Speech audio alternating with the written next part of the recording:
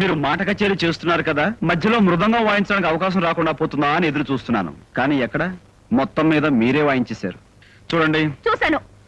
మీరు రెండు విషయాలు గ్రహించాలి. ఏమిటవి? నెంబర్ 1, వీడు నా కొడుకు కాదు. మరి మీ ఇంట్లో ఉన్నాడే? నాకు వీధిలో దొరికాడు, ఇంట్లోకి తెచ్చుకున్నాను.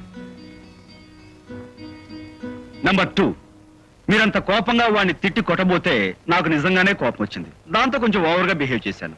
I'm sorry for it. అబ్బే, మీ చేత సారీ చెప్పించుకోవడానికి నేను ఇక్కడికి రాలేదు. పోనీ మీరు నాకు చెప్తారా? చెప్పడం పని అయిపోతుంది.